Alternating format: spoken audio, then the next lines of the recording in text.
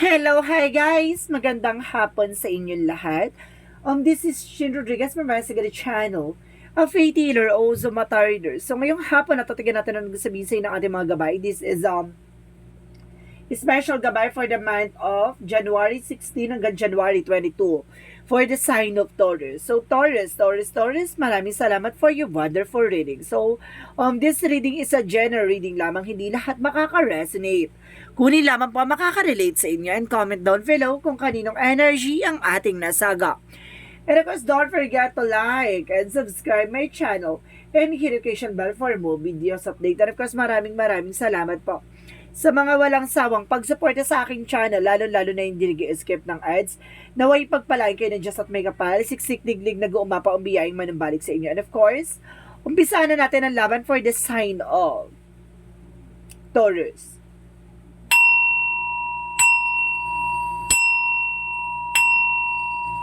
Angel Spirit Messages, give me an information. Ano kayang gusto sabihin sa inyo ng ating mga kapatid na sa ating mga kapatid na Taurus para sa ating mga gabay na pitong archangel, no? Ano kayang messages ng ating mga angel spirit ang ating masasagap? So there's a King of Wands, there's a control, no? Para sinasabi dito kailangan mong kumalma, no? Panatiliing kalmado. Additional messages, and because there's a Magician, so there's a manifestation. May mga bagay dito na unti-unti mo ma-manifest, unti-unti mo makukuha, unti-unti mo matutupad. At the same time, there's Six of Wands. So, there's a victory and success. No? Ipapanalo mo naman daw to. So, it means may mga bagay na parang pilit mong inaabot o pilit mong kinukuha. No? So, let's see what is additional messages. And because there's Seven of Pentacles represent the harvest time.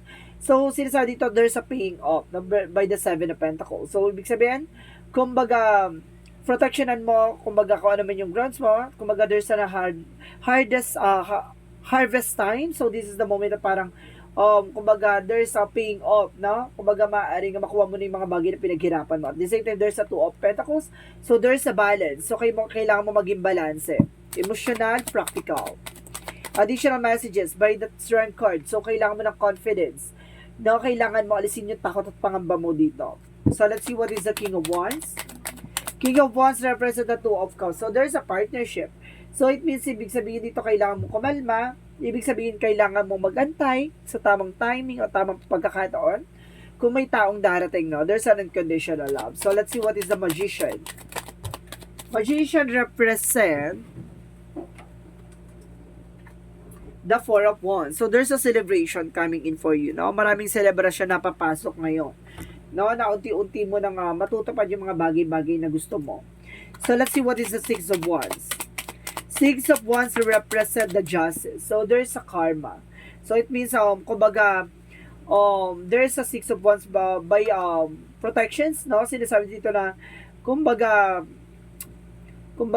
makukuha mo what you deserve, no? Ibig sabihin dito, kumbaga, makakalis ka na sa situation, the justice will be served. Makukuha mo yung mga bagay-bagay, yung cause and effect, no? Or something consequences. So, let's see what is the Seven of Pentacles represent the Eight of Wands. So, the Eight of Swords represent toxicities, no? Kumbaga, umiwas ka sa mga bagay-bagay na alam mong hindi makakatulong sa'yo.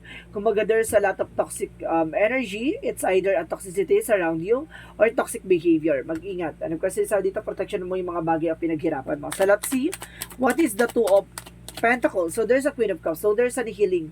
Magkakaroon ng healing dito, no? With the Two of Pentacles. Balance.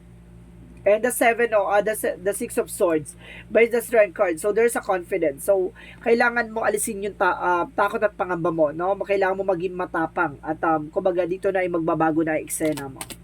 So, let's see what is the King of Wands. And of course, the Two of Cups represent the Star card. So, there's a wish fulfillment.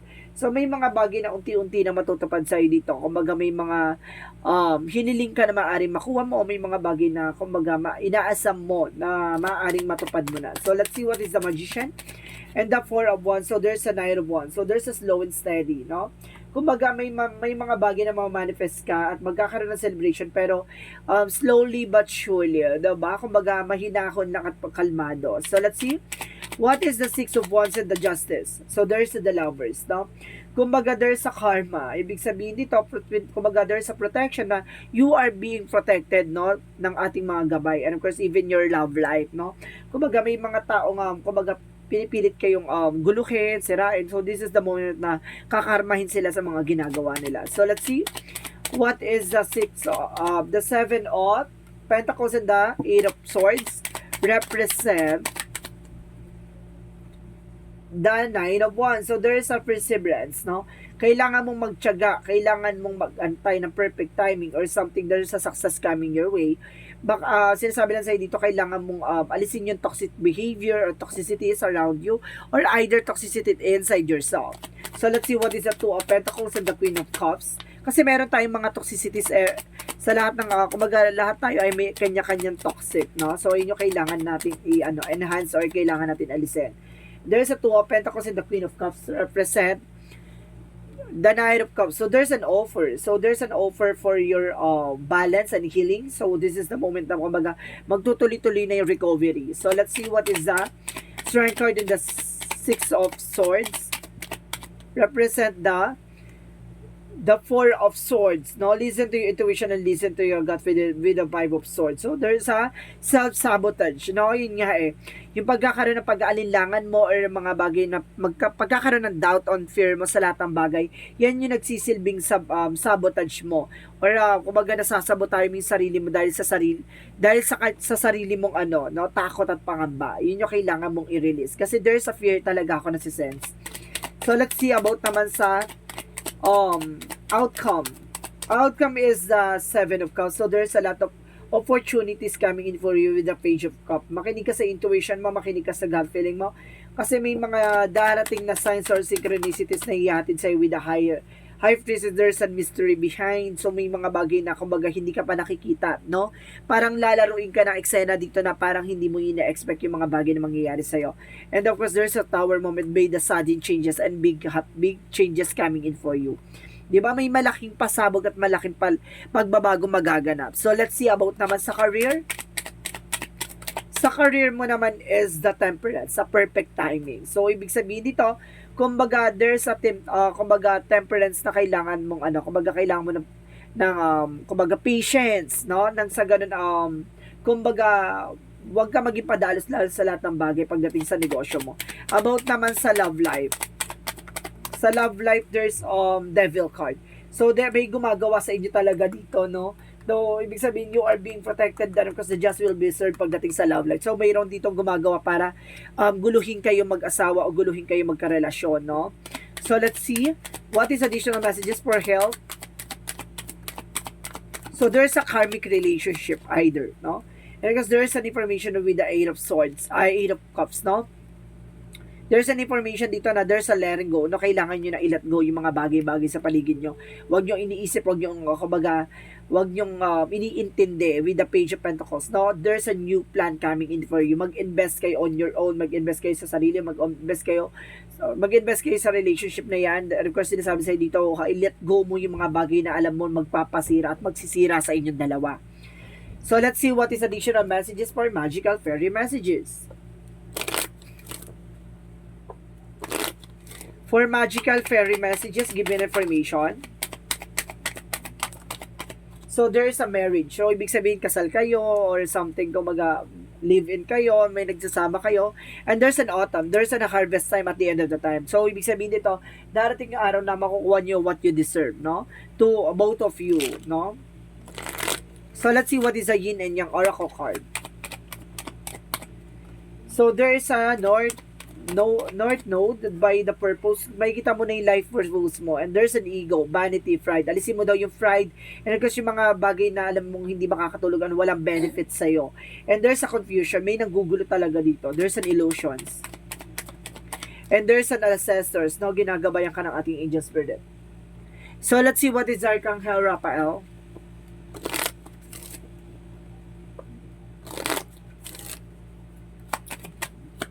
There's a change position. So, kailangan mo yun nga, no, magpalit ng position or something. Kumbaga, kung nagpapagamot ka, no, kumbaga magpalit ka ng manggagamot or something. Kasi baka, kumbaga, kailangan mo na second option. And of course, there's a strength card. So, there's a stretch, no, kailangan mong kumbaga, mag-exercise or something kailangan mong gumalaw-galaw, no? So, let's see what is additional messages. And of course, there's practice. So, kailangan mo mag-practice pa. No? Enhance yung abilities mo. Kumbaga, kailangan mong galingan pa dito. And of course, additional messages by the support, no? Kumbaga, may kailangan mo na support by guidance. And of course, sinusuportahan ka ng ating angel spirit. At the same time, there's a builder. Palakasin ang pundasyon mo. Or palakasin mo yung sarili mo. Ganon. So, let's see what is additional messages for angel spirit guides. And because there's Star Family, you're part of the team of Soul by College Support. So, ibig sabihin dito, kumbaga ginagabayan ka ng ating angel spirit, no? Kumbaga part ka ng spirituality, no? And because there's surrender to the sweetness, no? Make love to life. So, mahalin mo yung buhay mo, mahalin mo yung situation mo, mahalin mo kung ano man ang grounds mo. Ganon. So, let's see what is Archangel Michael messages. Energy healing works. So, kailangan mo talaga dito something, kumbaga ng healing session. Baka yung person, baka meron ka sa inyong dalawa ng gayuma, no? May ginagayuma sa inyo person. Kasi there's an information na parang merong ginugulo pagdating sa relasyon dito with a magician. So, let's see what is additional messages. And of course, there's a focus upon the perfect health. So, kailangan mo focus sa iyong health. At the same time, dahil sa self-respect, kailangan mo respetuhin yung sarili mo. Huwag mo masyado pinipressure yung sarili mo sa mga bagay-bagay. No? Let's see what is additional messages for the chakra. So, there's a trickery. Meron ditong manloloko, meron ditong niloloko ka or something. And because there's an acceptance. May mga bagay na kailangan mong tanggapin. And there's a growth. Magkakaroon ka ng growth and expansion dito, ha? Additional messages for angel spirit guides. Additional messages for angel spirit guides. So, there's a courage, no? Kumbaga, i-encourage ka dito na magkaroon ka ng confidence sa sarili mo, no? Lakasan ng loob mo, maging matapang ka. At the same time, there's an empathy. So, there's an open to the seeing both situation. Kailangan, kumbaga, titignan mo yung both situation. Hindi ka pwedeng titingin ka lang sa isang sitwasyon o sa isang side. O, kumbaga, maging maging open ka to both sides. Ganon. Hindi ka pwede maging salawahan, gano'n. Kumbaga, iisa lang yung magiging decision mo or something. Kumbaga, pareha silang papaboran mo, gano'n. Hindi ka pwede one-sided lang. And of course, there's a past life relationship. So, ibig sabihin dito, you have known each other before. So, ibig sabihin, pagdating sa relationship yung dalawa ng iyong person, maaaring, kumbaga, nagkatagpo at nagmahal na kayo last time. Kumbaga, last life nyo. No? Kumbaga, sa mga nakaraang buhay nyo, kumbaga, kayo talaga yung pinagtagpo. And there's a deception, kumbaga, someone is wearing a false mask. Mag-ingat ka, may traitor or merong kumbaga, merong mag-aano sa inyong dalawa, no? Merong parang sisingit na ambisyosa, no? Parang ganon. Kumbaga, merong kumukuha ng informasyon sa inyong dalawa. Mag-ingat ka. Let's see what is a Monsology. Monsology represent what you need to release. Ano yung mga kailangan mong alisin? Yung negative thoughts, yung mga negativities, yung mga bagay na alam mong hindi healthy sa sarili mo, ganon. Kumbaga, iwasan mo. And of course, you and your loved ones are safe. No? Kumbaga, safe naman daw mga mahal mo sa buhay. And win-win outcome forecast. No? Ipapanalo mo daw tong eksena o laban mo na to. So, let's see what is the energy. The energy, let's see. There's an indecision. May mga bagay na nahihirapan ka mag-decision ngayon. At the same time, there's a second chakra Archangel Ariel about sa finances. Tutulungan ka ni Archangel Ariel about sa finances, and of course, there's an blossoming abundance. So, there's a financial windfall, no? Parang uulanin ka dito ng biyaya na, no? So, let's see what is additional messages for angel spirit guides. And of course, there's a waning moon by introspection by self-inventory. So, ibig sabihin dito, mayroon ditong, kumbaga, kailangan mo mag-invest sa sarili mo, no? And of course, there's movement, no? Kailangan mong gumalaw, kumilos, ganon. Hindi ka pwedeng tutunga-tunga nga dyan kasi there's a possible na sayang oras at panahon. So, let's see what is the Jesus loving quotes. Jesus loving quote said, heal the sick that they're in and say unto them, the kingdom of God come to you. Ibig sabihin dito, pag gagalingin ka ni God sa anumang uri ng karamdaman o sugat ng nakaraan, may mga bagay lang na kailangan mo munang ipagkatiwala sa ating Panginoon, sa ating mga gabay. Nasa ganun, ilapit ka sa mga bagay o posibilidad ng mga magandang mangyayari sa'yo. Gawin mo sentro si God sa mga situation or sa lahat ng mga nangyayari sa'yo. So, let's see. There's an angel's answer, guys. Ipipili ka ng question kung ano gusto mong tanong sa sarili mo. Bibilang ko na 3, kailangan nakapag-isip ka na, okay? 1, 2, 3. Angel's answer. Give me an answer for their questions. So, anong pinaka-messages mo for angel's answer? So, there's a yes. So, there's a yes dito sa sagot, no? May tanong na yes or no. So, there's a yes. And of course, there's a remain positive. So, kailangan mo maging positibo. No? Iwasan mong nega. And there's a meditation bring answers. So, kailangan mo mag-meditate. Diba? Nasa ganun masagot ang iyong katanungan. So, let's see what is the angel's number. Angel's number represent 12-12. I am focused. So, kailangan mo mag-focus sa ginagawa mo, mag-focus sa kung ano man yung situation mo. Stay focused on your best possible future and remain optimistic throughout the entire journey. Your angels are right behind you as you turn your dreams into reality. Hanggat hindi natutupad yung mga pangarap mo, mag-focus ka sa ginagawa mo. Huwag ka magpalinlang, huwag ka magpapagulo, huwag ka magpapadistract. Let's see what is the messages of life. Messages of life represent achievement. So, sinasabi dito, as I advance up the road towards achievement, I discover my greatest strength and learn of each challenges. I believe the truest potential today.